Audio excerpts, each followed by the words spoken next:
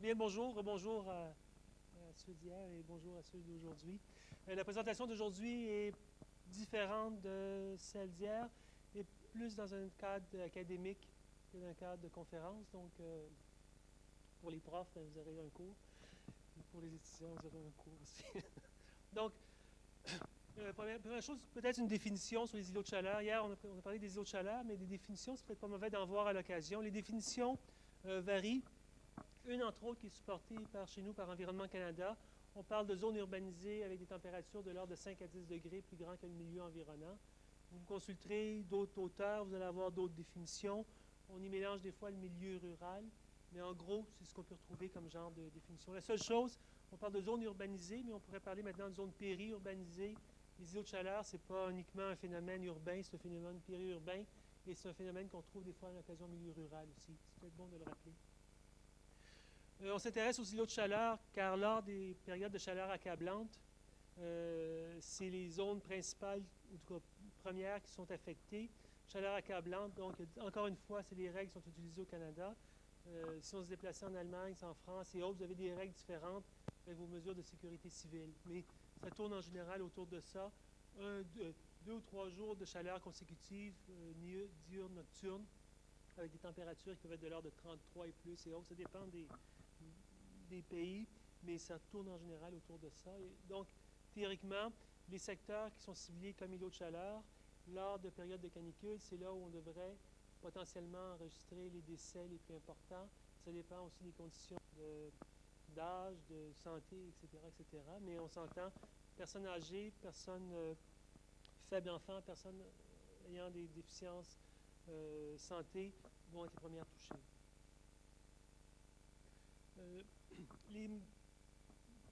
Les décès associés en France, vous y avez goûté il y a une dizaine d'années.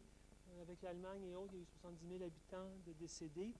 Ça rentre, les décès dus aux chaleurs extrêmes, ça rentre dans un gros bouquin dans lequel on parle de menaces et de mortalité. Donc, ça fait partie des menaces et des mortalités, décès dus aux températures extrêmes. Vous avez ici une amorphose, donc un document cartographique qui amplifie les pays en fonction du nombre de décès par million d'habitants. On s'entend, c'est avant la canicule que vous avez subie en France ici. Si on refaisait le même document cartographique, on verrait que l'Europe aurait été passablement plus agrandie. On va attendre la prochaine édition. Mais ça montre quand même l'ampleur du phénomène. Ce n'est pas donc négligeable. C'est une cause de décès importante.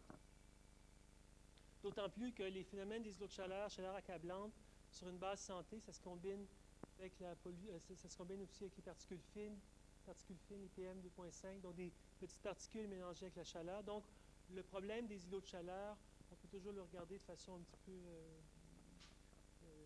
sectorielle en disant, bon, c'est un problème parmi d'autres, ça occasionne combien de milliers de décès ou centaines de décès par année.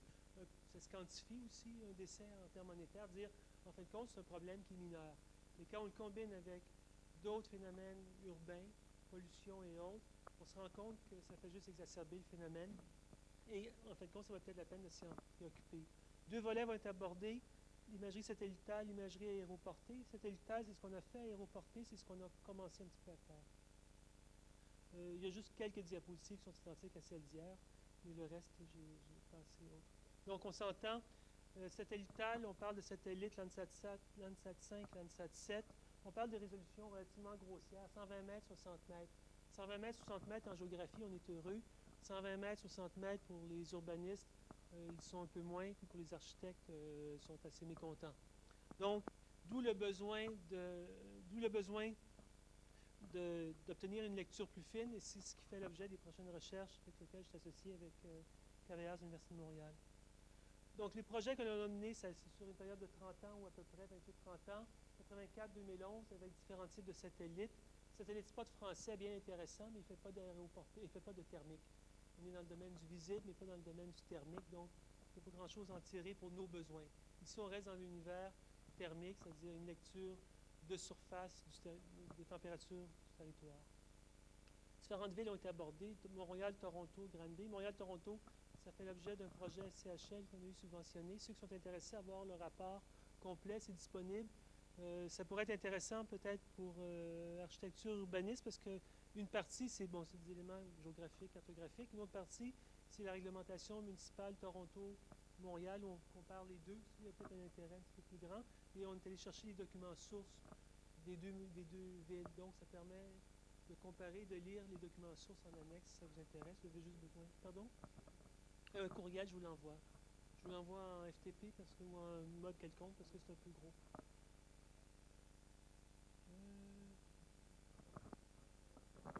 Oui? Un, deux. Si je parle plus fort, ça change.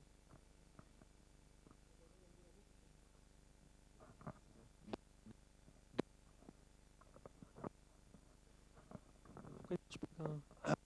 Bon, allez, parlez plus fort. Donc, les îlots de chaleur sont réalisés. On s'est intéressé au lien avec l'utilisation et l'occupation du sol. On s'est intéressé au lien avec la végétation, au lien avec des productions thermiques, des productions de cartes thermiques estivales ont été réalisées, et aussi des productions de cartes thermiques hivernales. Donc, d'hiver, on a commencé à voir un peu quel était, à quoi pouvait ressembler une ville, à quoi pouvait ressembler un portrait thermique hivernal.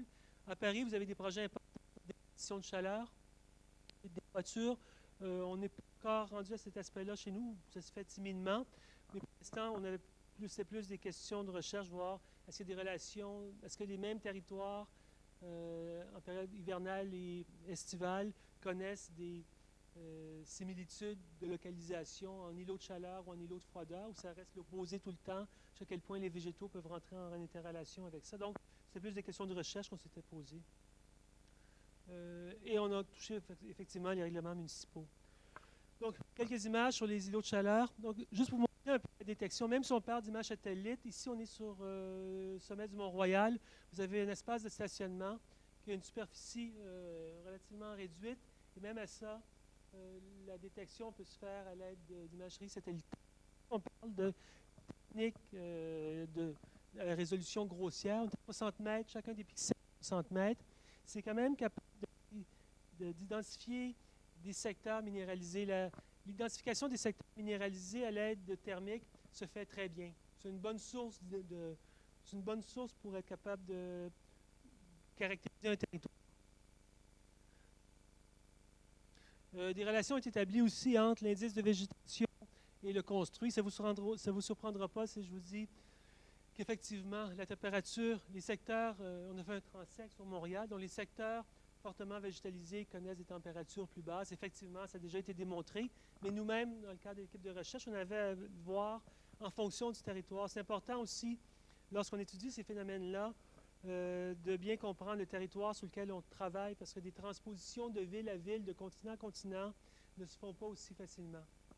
Donc, au moins une meilleure connaissance du territoire nous aide à avoir un peu plus ces relations, comprendre pourquoi certains pixels dérogent, le fait que vous soyez à proximité d'une rive, comme Toronto, un des éléments importants à Toronto, le fait que le Grand Lac juste en face de leur territoire urbanisé les rafraîchit passablement. Donc, si on regarde les points qui se trouvent, qui dérogent du coefficient de corrélation, nous permet de mieux comprendre le territoire. Vous avez donc des territoires, des classiques ici. Vous êtes à Laval, au nord de Montréal, une petite île que vous connaissez peut-être. Donc, un centre d'achat qui est situé dans la partie nord-est centrale. Donc, je vais essayer de le pointer ici. Ça ne vous surprendra pas si son aspect est celui-ci. Donc, on parle d'une belle surface minéralisée classique. C'est un beau cas. Par contre, on a essayé des mesures de mitigation relativement timides. Vous avez ici des végétaux qui sont apposés. On a déjà rencontré les promoteurs en leur disant si vous voulez qu'il y ait un effet quelconque, il faudrait être un petit peu plus dynamique.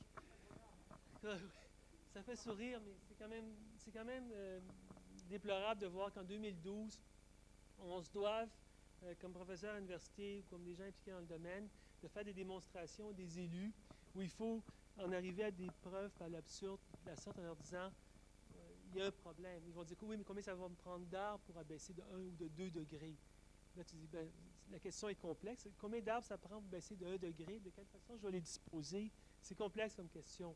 Des choses certaines, pour une superficie de la sorte, ça fait sourire, mais En fait, c'est pas drôle. En tout cas, on a créé toutes sortes de cartes aussi, des cartes d'évolution thermique, voir la dégradation, des cartes d'indices de végétation, des cartes qui montrent la déperdition de la végétation aussi. Et lorsque vous prenez toutes ces cartes-là, vous les superposez, tout corrèle parfaitement. Ça aussi, ça permet de, lorsqu'on rencontre des élus municipaux, d'essayer de les sensibiliser. Et même si on essaie de les sensibiliser, les élus municipaux, parce qu'il faut s'entendre, vous avez des gens, je vais prendre le cas de Montréal, c'est un milieu que je connais bien, vous avez une compétence scientifique, technologique importante au sein de la ville de Montréal. Ça, c'est une chose. Mais vous avez des gens au-dessus de ces gens-là qui prennent des décisions politiques. Et eux, leur décision est indépendante du contexte scientifique ou, je dirais, il y a d'autres raisons qui guident leur choix. Ce qui mène des fois à des situations de la sorte. Là, ici, on est sur la rive sud. Vous avez des écarts de 15 degrés. Un centre d'achat 10-30, magnifique, les gens apprécient. Par contre, 15 degrés de différence. Ce qui est plus dommageable, c'est que vous avez des résidences qui se trouvent ici situées. Les résidences situées à côté vont subir les contre-coups. Vous allez le voir dans d'autres diapositives dans quelques minutes. Donc, on voit quand même que c'est un enjeu important sur quelques centaines de mètres, 15 degrés de différence. 15 degrés de différence, bien, ça affecte la santé. Donc, ça, non. Je l'avais déjà montré hier aussi. Donc, on voit la relation étroite avec l'utilisation, occupation du sol. On s'en doute, les secteurs commerciaux, industriels connaissent des températures plus importantes à cause des matériaux utilisés, à cause des surfaces asphaltées, des espaces plus végétalisés, ruraux, golf, cimetières, etc. Bon, ça suit à peu près ce qu'on peut s'y attendre. Vous avez un cas assez patent à l'arrondissement Saint-Laurent. Donc, la localisation des îlots de chaleur, la superposition avec une carte d'utilisation occupation du sol, et lorsqu'on regarde ce qui est résidentiel, ce qui est commercial, etc., corrèle parfaitement. Donc, c'est des classiques. Ici, c'est ce que je vous parlais. Vous avez donc un cas à l'arrondissement Saint-Laurent. Donc, Bombardier, vous connaissez peut-être, ils développent des avions, des bidules de la sorte. Donc, ils ont une usine, c'est pas loin de 41 degrés. Et vous avez un secteur boisé, 23 degrés, un secteur résidentiel, 31. Ce qui est dommageable ici, c'est pas tellement que ce soit une usine. Une usine, jusqu'à un certain point, surface limitée, personne n'y vit. Tout le monde y travaille, mais personne n'y vit. Par contre, les gens qui sont ici, eux, s'ils ont le malheur de travailler dans un endroit qui est un endroit température élevée, et lorsqu'ils veulent se reposer, arrivent dans leur propre lieu de résidence, on voit que donc le problème des îlots de chaleur n'est pas limité, à l'îlot, à la surface, au cadastre de l'entreprise. Ça déborde largement. C'est ça qu'il faut prendre en considération aussi, parce que le problème, un dommage créé par une entreprise ou un individu avec son lot, c'est que ça dérange l'autre, un peu comme un klaxon. Normalement, lorsque vous écoutez de la musique, rendu une certaine heure, on doit arrêter parce que ça dérange le voisin. Bien, les îlots de chaleur, le problème, c'est qu'on ne peut pas l'arrêter. Mais normalement, on devrait dire à la limite, arrête de déranger, bien, tu ne peux pas, c'est des îlots. Donc, on s'entend, c'est sur des faibles distances aussi. 650 mètres, les pauvres propriétaires qui restent ici sont taxés comme les autres aussi. Et donc, d'un côté, à la Ville de Montréal, vous avez des actions qui sont positives de part des gens qui y travaillent, mais en même temps, vous avez, pour des considérations politiques, vous avez un quartier des spectacles. Pour ceux qui sont familiers un petit peu avec Montréal, il y a eu, près de la place des Arts, il y a eu un développement important, fantastique en termes culturels. Là-dessus, je ne me battrai pas. Par contre, il y avait 67 arbres qui créaient un rafraîchissement important. Bien, on les a coupés, nécessairement, et on a créé une surface minéralisée, encore une fois, pour des besoins pratiques peut-être, mais on vient de dévégétaliser un territoire qui, même si on a laissé entendre qu'on replanterait plus loin, le secteur en tant que tel est dégradé thermiquement. Bon, un petit territoire, peut-être, ça dérange plus ou moins, mais si on multiplie les petits territoires qui se dégradent, bien, on crée un milieu qui devient thermiquement insalubre. Et ça crée éventuellement un îlot de chaleur. Donc, oui, cette année, j'aurais pu faire 2011, donc le projet est complété, on aurait pu avoir 2012, on aurait pu avoir une primaire sur l'îlot de chaleur, je vous le montrerai dans un autre colloque. Ça, je l'avais montré hier, mais c'est amusante comme image, je vais vous la présenter aussi. Ça peut fonctionner. C'est les îlots de chaleur associés au gazon synthétique. Je ne fais pas une guerre contre les gazons synthétiques, mais ça part, oui. Donc, vous allez avoir une localisation d'un secteur où on a construit un gazon synthétique au soccer. L'îlot de chaleur est localisé juste là. En fait, ça a été intéressant de faire cette vidéo-là parce que ça nous a permis d'éviter qu'il y ait un autre terrain de stationnement, pas un terrain de stationnement, un autre gazon synthétique de la sorte qui se construise à Westmount. Westmount est une ville relativement cossue, près des serres, près de la rue Sherbrooke. Il y avait une volonté de construire un gazon synthétique pour faire jouer du soccer aux jeunes, etc. Les citoyens nous ont approchés pour qu'on fasse une petite vidéo. Donc, on avait à peu près 2 minutes avec le conseil municipal et les citoyens. On leur a présenté le petit vidéo et ça a été... en tout cas, ça a fonctionné. Oui? Oui, c'est chaud. Idéalement, la pelouse n'est pas l'idéal, mais le gazon synthétique, c'est 5 à 8 degrés. De ce qu'on a relevé à Montréal, c'est 5 à 8 degrés de plus. La diapositive que tu as montrée ce matin avec le... Oui, je menais une guerre contre eux. Donc, j'ai pris les photos tout au long de leur projet. J'ai ça dans... On défend certaines causes comme ça. Ici, vous avez du développement, j'accélère. Vous avez du développement résidentiel classique, mais si on regarde la superficie végétalisée réelle, dans un cadre nord-américain, lavallois-montréalais, donc c'est des artères routières relativement larges, même s'il faut dire qu'il faut faire passer les ambulances, les camions de pompiers, tout ça en même temps, ça reste quand même large. Des surfaces toitures, couleur en général foncée, avec 4 baies d'eau, donc qui dégrade, qui va forcément dégrader le milieu. Des espaces, bon, piscine classique, mais des espaces asphaltés pour les automobiles, ce qui fait en sorte que les milieux maintenant banlieusards, qui étaient comme des îlots de fraîcheur, sont maintenant des îlots de chaleur pour bien des endroits. Vous allez voir ici, donc ici c'est un secteur qui était considéré avant comme un îlot de chaleur dans la partie nord de la métropolitaine de Montréal, donc au nord, une partie qui a été développée dans les années 85-90. Au départ, pas de végétaux, parce que c'était la classique. On rase, on construit et on plante. C'était l'approche. Au moins 20 ans après, ça aura planté, ça aura poussé. Donc, vous avez un espace ici qui était îlot de chaleur et qui a pu s'en remettre. Donc, on parle d'amélioration thermique. Donc, et vous avez, par contre, un secteur qui a été construit à la même époque. Ici, on est à l'ouest de la ville, dans le bout de Pointe-Claire, Beaconsfield. Donc, un secteur résidentiel classique, cossu, classe moyenne, disons. On vient juste de planter des petits cossins, des petits arbres. Donc, ces gens-là vont connaître une amélioration thermique de leur milieu dans 10 ans, 15 ans. Donc on voit, c'est une période de temps aussi. On a parlé du temps hier à la conférence. Je ne sais pas, le conférencier du matin parlait de l'importance du temps. Il ne faut pas nécessairement stresser dans la vie, mais il faut, comme pour la végétalisation, il faut y penser un petit peu. Ce qui fait en général aussi bouger les élus municipaux, c'est lorsqu'on leur présente des petits tableaux de la sorte. Vous prenez un territoire, vous le morcelez selon les divisions administratives et vous faites un palmarès du mieux au pire. En général, ça bouge. Ville-Saint-Laurent a bougé avec ça.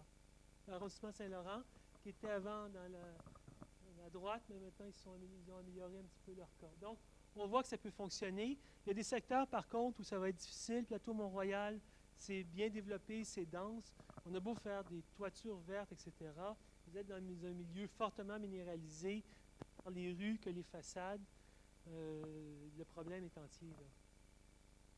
Vous avez des volontés aussi de créer des ruelles vertes. On s'entend, c'est sympathique, les ruelles vertes de la sorte. Donc, on coupe l'asphalte, on creuse, on met de la terre, etc. Et si vous regardez la surface minéralisée et les efforts qui sont faits, très louables. Mais encore une fois, c'est une question de rapport de type de matériaux, bon, texture des matériaux, etc. Puis aussi végétalisation. Bon, c'est intéressant, mais est-ce que c'est assez? Ça sera à voir.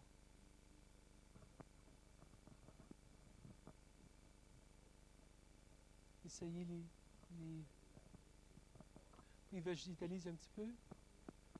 C'est toujours une question de rapport. Si à 30 mètres de là, on a construit d'autres choses, ou on a dévégétalisé, le petit gain que tu avais, tu le perds. Ça prend quand même des surfaces importantes. Présentement, par contre, on n'a pas les instruments qu'il faut pour être capable d'évaluer comme il faut. C'est pourquoi Toronto a un portrait relativement similaire à Montréal. Ceux qui sont intéressés par le détail, je vous laisserai le soin de le lire. Le fait d'être à proximité du Grand Lac, par exemple, Ontario, permet un rafraîchissement important. Donc, idéalement, si tout le monde peut avoir une grande surface d'eau à proximité de sa ville, ça aiderait. Mais, encore une fois, c'est pourquoi, des images hivernales, on a travaillé un petit peu là-dessus aussi, mais ce n'est pas l'objet d'aujourd'hui. C'est pourquoi on s'est intéressé à l'utilisation de l'imagerie aéroportée thermique et l'utilisation de caméras. Hier, on a vu aussi l'usage de caméras thermiques par certains des intervenants. Donc, on parle ici d'une technologie qui vient de Calgary, ouest canadien, avec des caméras de type quasi, TASI, TABI. J'avoue que c'est un drôle de langage, mais ça reste de l'anglais, franco-anglais. C'est des types de caméras, tout simplement, mais on parle d'une autre dimension, là, sans vouloir être futuriste, mais vous venez de passer de l'ère satellitale à l'ère où on travaille avec des 120 mètres, à des tuiles qui sont sur le plancher, l'équivalent de 4 petits carrés. Donc, c'est cette lecture-là thermique que l'on va avoir maintenant. C'est fantastique, là. Donc, si vous faites un autre colloque dans un an ou deux, tout, c'est fou. C'est fou. Donc, c'est un autre univers visuel et d'appréciation, de quantification qu'on va pouvoir avoir. J'ai fait un test justement en septembre dernier. Les données arrivent bientôt, donc on va pouvoir... oui, je déborde largement. Je vais arriver tout de suite aux images. Donc, on a couvert une bonne partie de Montréal, le tiers à peu près. On a pris aussi pendant le vol des images thermiques des bâtiments, voir le température relevée avec des caméras thermiques terrain pendant que l'avion passait avec des stations Environnement Canada. Donc, on a fait ça à certains bâtiments autour de l'UQAM, autour de l'université. Donc, on a une lecture plus fine du territoire, ça je vais vous dire. Autant auparavant, on avait de la misère à apprécier. Moi, je prévois que dans les prochaines années, on va être capable de parler plus sérieusement. Dire, est-ce qu'effectivement, tel type d'application, tel type de mesure de mitigation a un impact réel? Bien, ça va être plus sérieux, je pense, à l'avenir. Donc, ça nous permet d'avoir